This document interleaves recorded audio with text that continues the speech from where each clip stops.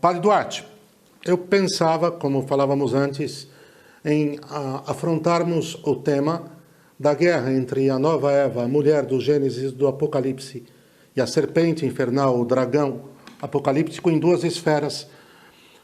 Primeiro, se o senhor pudesse trazer para nós, histórica, escriturística e na tradição, como essa guerra vem se dando, mas já com um pouco de acento nesse tempo, qual é o grau de intensificação que ela vem tomando, inclusive no que tange ao ataque daquilo que a irmã Lúcia confidenciou ao futuro cardeal Carlo Caffarra, que a batalha final e decisiva entre a mulher e a serpente, entre a nova Eva e a serpente, seria em torno da família. Eu quero já recomendar só uma coisa, o Alessandro e a Rose coloquem na descrição, esse belíssimo livro de autoria do padre Francesco Bamonti, se eu não me engano, o presidente da IEL hoje, da qual Associação Internacional dos Exorcistas, não é isso, padre Duarte? Da qual o senhor é parte também, né?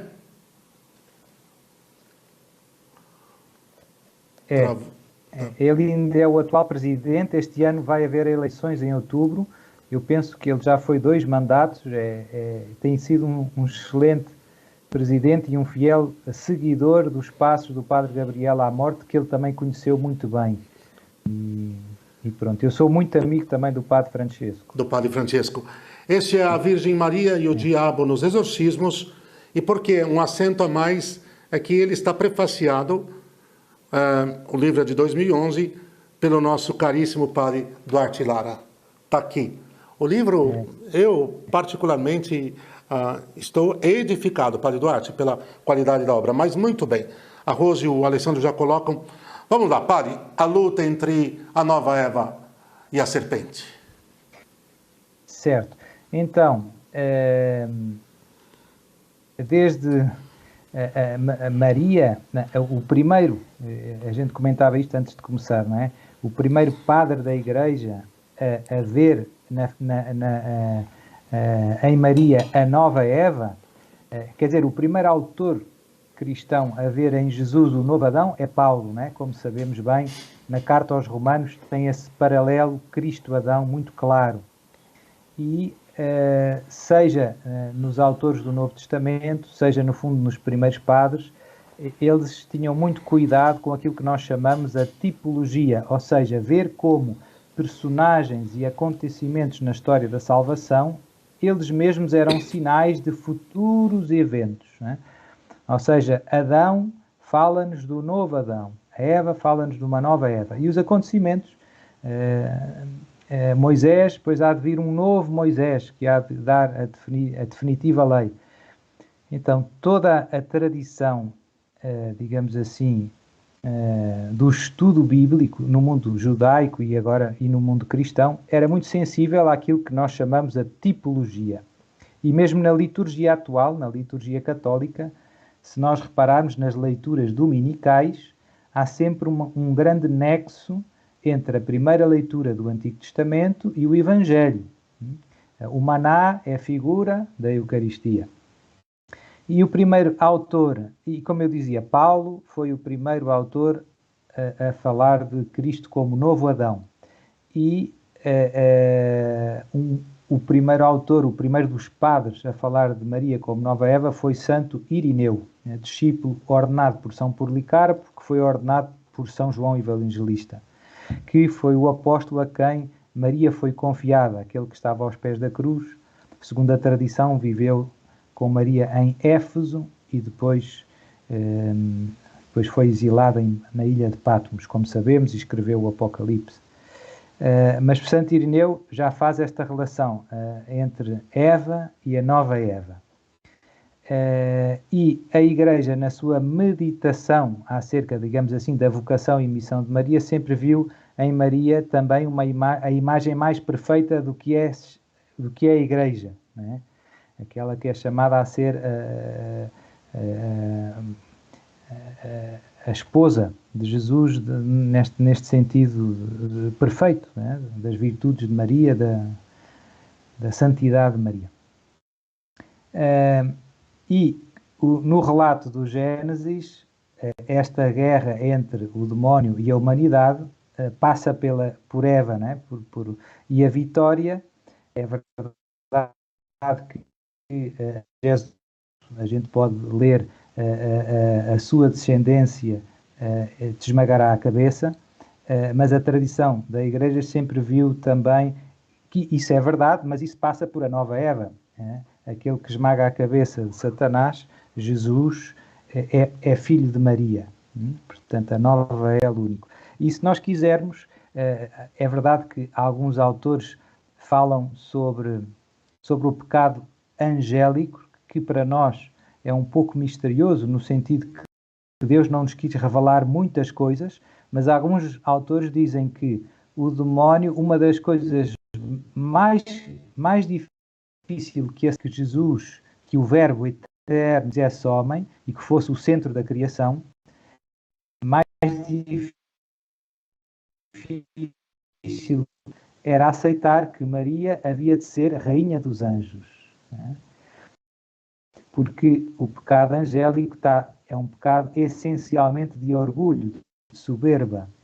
E, portanto, como uma simples criatura humana inferior aos anjos, do ponto de vista da sua excelência natural, foi no plano de Deus ia ser escolhida para ser a mãe do Verbo encarnado e depois elevada a rainha dos anjos, à dignidade de mãe de Deus, quer dizer, portanto, esta inimizade entre a serpente e a mulher, se nós quisermos, já está lá neste pecado angélico que, como eu digo, nós não conhecemos muitos pormenores, Deus não nos quis revelar, mas são tudo reflexões mais do que legítimas. A humildade de Maria é a grande resposta à soberba da serpente. Não é? E nestes últimos tempos que nós temos vivido, eu uso muito a analogia do João Batista. Eu vejo que Nossa Senhora, tal como João Batista foi preparado para anunciar a chegada do Messias, a chegada eminente do Messias, preparar um povo para acolher o Messias que está a chegar, eu vejo que nestes últimos tempos este aumento de aparições de Nossa Senhora em tantos lugares do planeta Terra, do ponto de vista quantitativo, as pessoas não têm noção, mas eu gosto às vezes destes números, porque a gente vê que a Nossa Senhora sempre esteve presente ao longo destes 2000 anos de história de maneiras, digamos assim, mais áreas. Sempre houve aparições de Nossa Senhora. Mas a partir, eu diria, da Medalha Milagrosa, de 1830, houve um aumento quantitativo de aparições em todos os lugares e com uma mensagem igual. Eu acho que isso nos deve fazer pensar. E a mensagem é muito parecida com a de João Batista. É um convite forte à conversão, à oração, à penitência, que são meios de conversão, no fundo, a preparar a vinda do seu filho. E o que precede a vinda do seu filho. Ou seja, os tempos da grande tribulação, do reinado do anticristo e, por fim, a vinda do seu filho. Portanto, eu comparo um pouco a missão de Maria nestes tempos à missão de João Batista há 2000 anos. Algumas pessoas podem considerar exagerado, mas eu acho que são muito claros os paralelos. Porque é que, pegando nas suas palavras, porque é que este ataque de Satanás à família e à igreja e à mulher em concreto também é tão forte? A instituição familiar e a instituição e a igreja, enquanto instituição, são aquelas instituições que, ao longo da história, têm sido aquelas que transmitem as virtudes, os valores cristãos às novas gerações. E por isso o demónio sabe que para transformar a sociedade, tem que chocar contra estas instituições que estão formando as novas gerações. Onde é que se transmite a fé? Nas famílias. Onde é que se aprende a amar? Nas famílias. E também nas paróquias, né? Na catequese, né? Através dos sacramentos, etc, etc. Portanto, o demónio sabe que não há outra maneira a não ser atacar estas instituições para conseguir, de alguma maneira, conquistar estas almas. Nos locais onde as famílias são, digamos assim, fortes, no sentido que estão bem estruturadas, há amor, etc, etc, saem pessoas muito virtuosas. E nos lugares onde a Igreja cumpre bem a sua missão, saem batizados muito santos. E portanto, não há outra volta a dar. Por isso é que eu vejo que a batalha é tão apertada e todas estas loucuras que nós vemos culturais fazem parte deste plano de reengenharia social e para conseguir, no fundo, infiltrar estes antivalores nas novas gerações, é preciso desmontar a família e, de alguma maneira, desmontar a Igreja. É o que estamos a ver à nossa frente, com dor, mas também vemos, ao mesmo tempo, o trabalho que Nossa Senhora tem feito.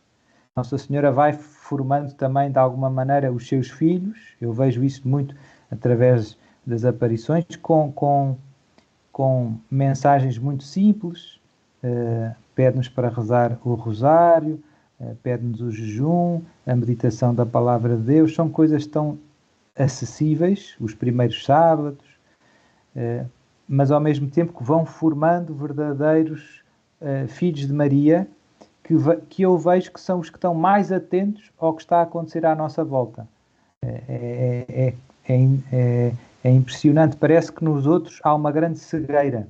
Isto inclui também os sacerdotes. Eu vejo bons sacerdotes, mas que não são muito marianos e que não percebem o que é que está a acontecer no mundo. E depois vejo os sacerdotes que gostam de Nossa Senhora e parece que têm uns... É tudo claro o que é que está acontecendo à nossa volta. E isso digamos, é mérito dela. E ela diz em muitas aparições que o exército dela, os pequeninos que ela está formando, são o oposto dos, digamos assim, dos soldados do demónio. O demónio escolhe os poderosos, os grandes, aqueles que têm os maiores recursos financeiros, que controlam os destinos das nações. Então esses ele recruta com grande zelo e Maria, quem escolhe?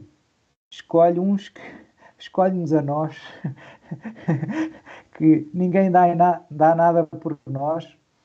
Parece um erro de casting, assim, mas ela diz que se formos como ela, né, se formos pequeninos, se formos humildes, vamos ser aquele David que vai vencer Golias. Aquela imagem, aquela cena bíblica, né? David venceu Golias não pela sua força, mas pela força do Senhor. E assim vai ser com os filhos de Maria, que vão triunfar, não pelas suas forças, mas por terem sido humildes, e se forem humildes, Deus fará grandes coisas neles, como fez em Maria. Portanto, este é um resumo, digamos assim, do panorama que eu vejo assim a acontecer à nossa volta. Por isso temos que... Eu gosto muito da consagração à Nossa Senhora. No Brasil tem-se divulgado muito, e eu penso que muitos destes frutos espirituais que tem havido nestes últimos tempos está ligado com o propagar destas devoções tão poderosas. O Santo Rosário, então agora tem muita gente que faz o Santo Rosário, a Quaresma de São Miguel. Isso são tudo coisas que ao colocarmos debaixo do manto de Maria, tudo fica muito mais fácil e, de alguma maneira, muito mais rápido, né? Deus pode agir na nossa vida muito mais rápido por estarmos perto de Nossa Senhora.